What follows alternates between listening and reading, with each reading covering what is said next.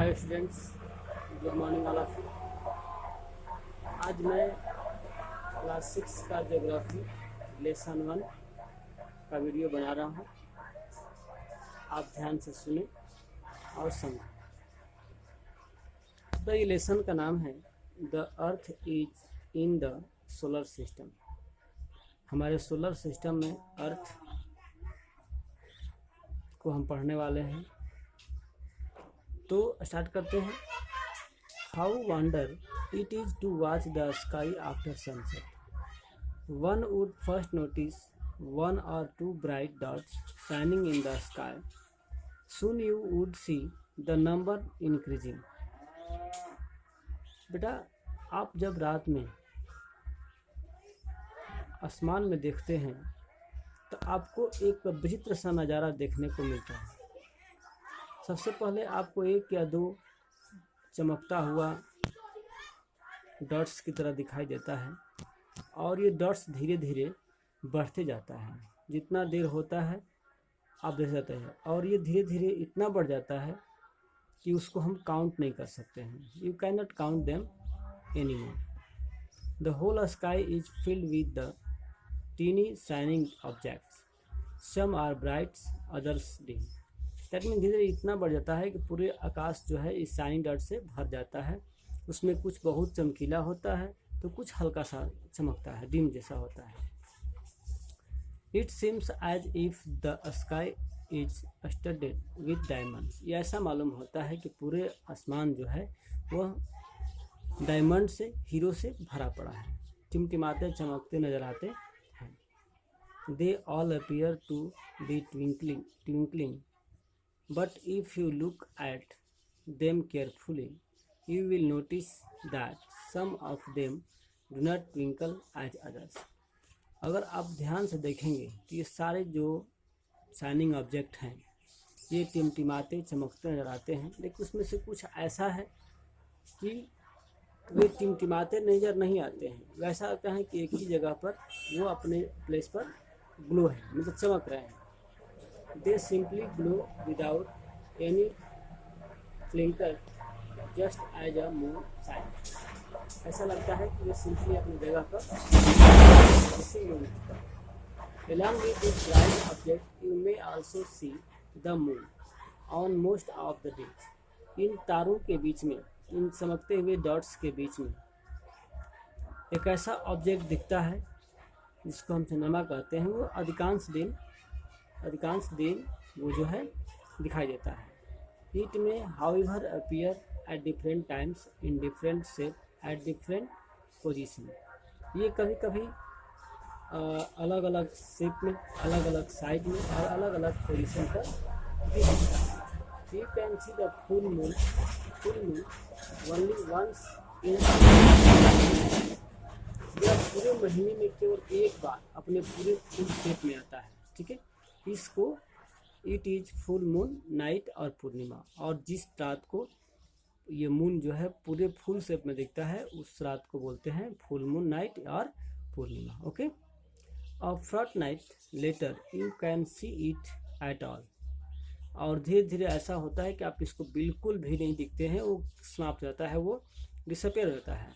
तो it is a new moon night और अमावस्या। और जिस रात को चंद्रमा बिल्कुल ही नहीं दिखता है उस रात को न्यू मून कहते हैं या फिर अमावस्या कहते हैं।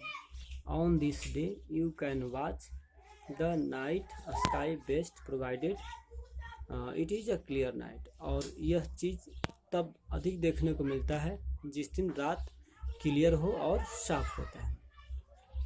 Do you wonder why can't we see the moon and all those bright tiny object during the day time. ये विचित्र बात है कि आखिर ये टीनी ऑब्जेक्ट या मून जो है दिन के समय क्यों नहीं दिखाई देते हैं।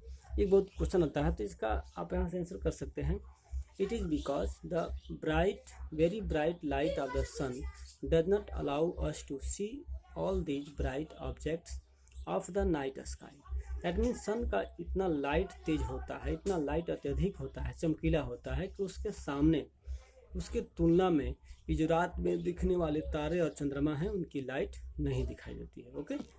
The sun, the moon and all the objects shining in the sky are called celestial bodies, बेटा जो भी हमारे आकाश में देखने वाले सन हैं, मून हैं या स्टार्स हैं, उनको क्या बोलते हैं? Celestial bodies. इसको हिंदी में बोले तो आकाशीय पिंड भी कहते हैं। Okay, some celestial bodies are very big and hot. इसमें से कुछ ऐसे भी पिंड हैं, ऐसे भी बॉडीज हैं जो बहुत बड़े और गर्म होते हैं। They are made of the gases, ये गैसों का बना होता है। They have their own heat and light, इसमें से कुछ ऐसे हैं जिनका अपना खुद का हीट और लाइट होता है, ठीक है। विच दे इमिट इन लार्ज अमाउंट, जो काफ़ी बड़े आकार में चमकते हैं और जलते रहते हैं। These celestial bodies are known as star, इसी सेलेस्टियल बॉडीज को जिनमें अपना खुद का लाइट और हीट होता है उन्हें क्या बोलते हैं? स्टार। एक क्वेश्चन आता है कि व्हाट इज स्टार, स्टार क्या है? तो the celestial bodies which have only heat and light are called star. Okay, the sun is a star, इसमें से एक सन भी स्टार का एग्जाम्पल है। Countless twinkling stars in the night sky are similar to the sun, but we don't feel their heat or light, and they look so teeny because they are very very far from us। यानी कि सन की तरह ऐसे बहुत सारे आकाश में हैं जो चमकते हैं रात को दिन में भी, बट वे हमसे इतना दूर हैं कि वो हम उनको समझ नहीं पाते, उनको हम देख नहीं पाते हैं। Okay, You must have noticed that all objects look smaller which seen from a distance। हम लोग गौर किया होगा कि जिस चीज़ को हम दूर से देखते हैं वे हमसे छोटा, हमें छोटा दिखाई देते हैं। जैसे कि how small an aeroplane looks when it is flying at a large great height. जो हम एरोप्लेन देखते हैं आकाश में तो लगता है एक पक्षी की तरह है जो उड़ता है, क्योंकि वैसा है नहीं, लेकिन दिखता है इसलिए कि वो क्या है, हमसे काफ़ी दूर है, ठीक है, काफ़ी डिस्टेंस पे होता है, ऊंचाई पर होता है। While watching the night sky you may notice various pattern form by different groups of star. हम जब रात में ध्यान से देखते हैं बेटा ऊपर की तरफ तो बहुत सारे अलग अलग पैटर्न्स दिखाई देते हैं। जैसे लगता है कोई रिवर्स है या फिर कोई मतलब 3 स्टार्स का है, इस तरह से कई सारे मतलब जो है पैटर्न हमको दिखाई देता है। इसी पैटर्न को क्या बोलते हैं? Constellation. These are called constellation. Okay, जैसे अर्सा मेजर और Big Bear is one such constellation. इसमें एग्जाम्पल दिया है अर्सा और बिग बियर का, ठीक है, जिसको बोलते हैं हम लोग constellation. One of the most easily recognisable constellation is the Saptarishi. इसमें सबसे आसानी से पहचाने जाने वाले एक कंस्टलेशन का नाम है सप्तऋषि। इसमें 7 तारों का समूह होता है, इसमें 7 जो है 7 स्टार्स होते हैं। It is a group of 7 stars, okay, that forms a pattern of Ursa Major constellation. Ask someone elders in your family or neighborhood to show you more star. इस तरह से आप अगर अपने घरों में अपने बुजुर्गों से या अपने मम्मी पापा से या फिर अपने पड़ोसियों से पूछेंगे तो और सारे ऐसे स्टार्स के बारे में बताएंगे आपको जो एक पैटर्न बनाते हैं। Okay, planet and constellation in the sky. इस तरह से स्टार्स भी होते हैं, प्लैनेट भी होते हैं और इनको बोलते हैं constellation. Okay, in ancient time people use to determine the direction during the night with the help of the star. प्राचीन समय में जब दिशाओं का ज्ञान लोगों को करने के लिए और यंत्र नहीं था तो रात के समय में लोग इन्हीं तारों या फिर जो है स्टार से दिशाओं का ज्ञान करते थे। Okay, the north star indicate the north direction, it is also called the pole star. सबसे उत्तर दिशा में अगर आप देखेंगे तो वहाँ पर एक नॉर्थ स्टार दिखता है, ठीक है, उसको बोलते हैं पोल स्टार। यहाँ फिगर में भी दिया हुआ है, आप ये देख रहे हैं ना, इसको समझाने का प्रयास किया गया है, गर्ल्स जो है देख रही है, तो आप देख रहे हैं कि ये जो 4 स्टार्स है 1 2 3 4 5 6 7, इसी को बोलते हैं हम लोग 7 स्टार या इसको सप्तऋषि मतलब बोलते हैं इसको, ठीक है, सप्तऋषि 7 स्टार्स। ओके, और जस्ट इसके फर्स्ट वाले के सामने अगर आप देखते हैं सबसे नॉर्थ साइड में एक बहुत चमकता हुआ स्टार दिखेगा, बड़ा सा अदर स्टार की अपेक्षा, तो इसको बोलते हैं नॉर्थ स्टार, इसको बोलते हैं ध्रुव तारा। इसे क्या बोलते हैं? ध्रुव तारा बोलते हैं। तो ये हमेशा नॉर्थ साइड में रहता है। अगर आप इसके सामने फेस करके देखेंगे तो आपके सामने वाला जो डायरेक्शन होगा उसको नॉर्थ बोलते हैं, बैक वाला डायरेक्शन जो है आपका वो साउथ होता है, राइट साइड डायरेक्शन ईस्ट होता है और लेफ्ट का वेस्ट होता है। तो हम लोग ऐसे डायरेक्शन का ज्ञान जो है पहले करते थे और आज भी हम रात में जो है इसको स्टार को देख करके डायरेक्शन का पता हम लोग लगा सकते हैं। ओके, तो यहाँ पर आज चलते हैं। It always remains in the same position in the sky. ये हमेशा कौन?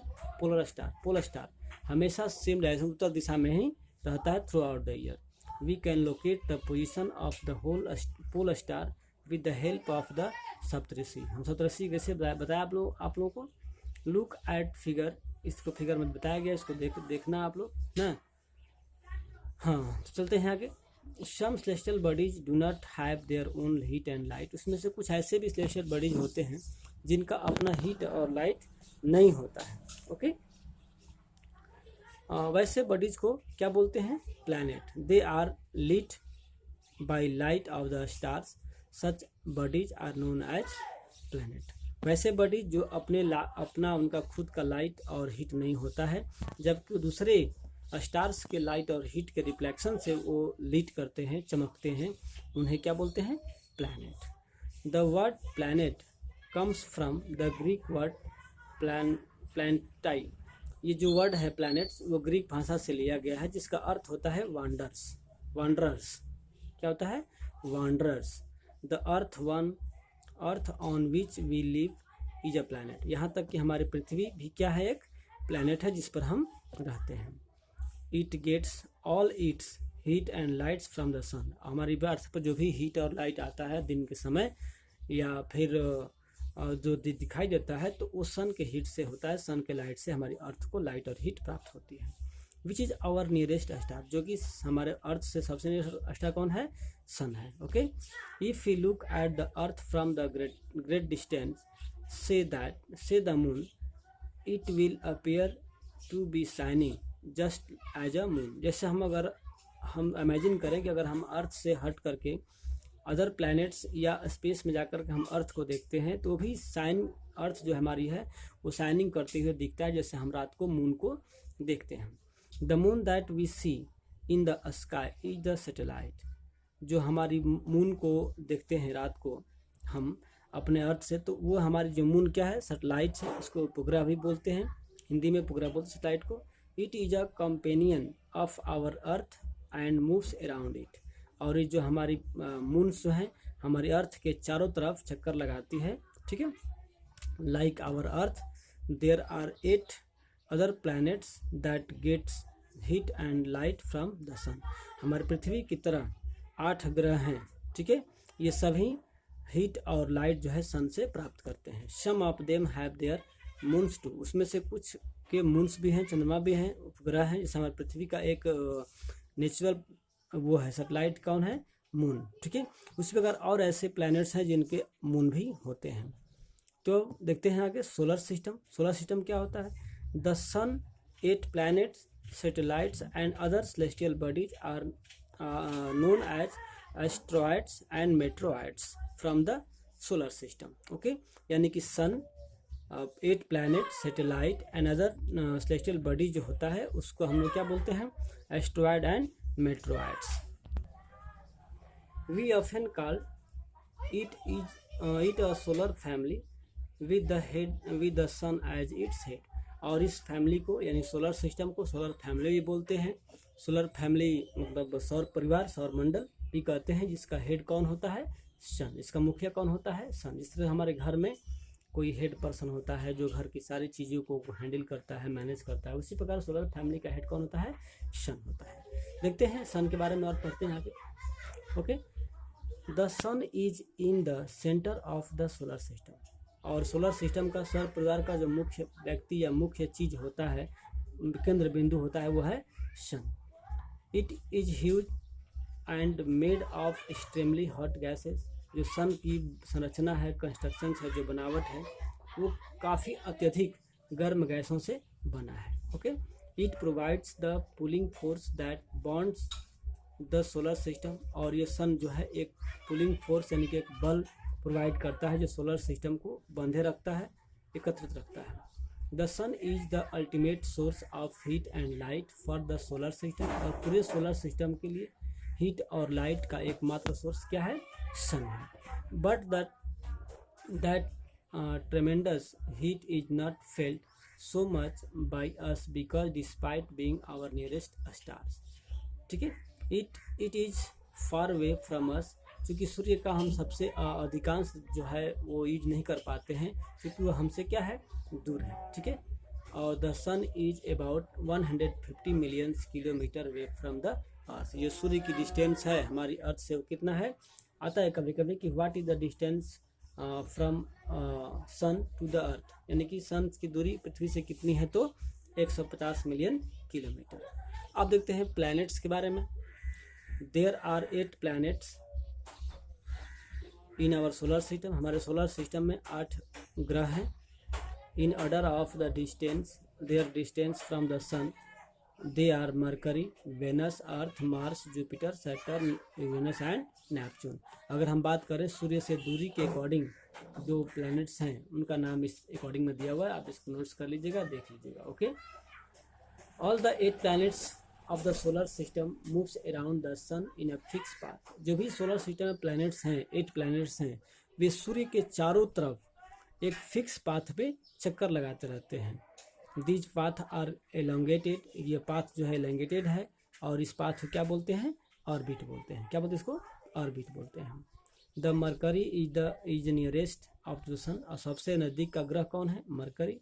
It takes only about 88 days to complete 1 round along its orbit, और इसको सूर्य का एक चक्कर लगाने में 88 डेज का समय लगता है। जो कि आपको पता है कि हमारी अर्थ को 1 राउंड कंप्लीट करने में 365 डेज 6 आवर का समय लगता है। ठीक है, उसी प्रकार Venus is considered as a earth twins because its size and shape are very much similar to that of the earth. और जो वेनस होता है उसको पृथ्वी के जुड़वा कहते हैं, क्योंकि इसकी साइज शेप जो है बिल्कुल लगभग पृथ्वी के ही शेप साइज के इक्वल है। Okay, till recently August Pluto was also considered a planet.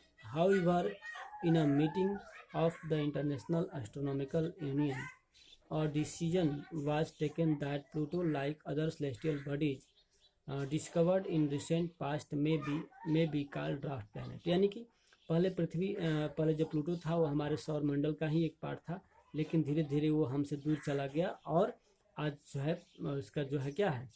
वो 8 प्लैनेट ही रह गया है। ठीक है, अभी हमारे सौर मंडल का पार्ट्स नहीं है।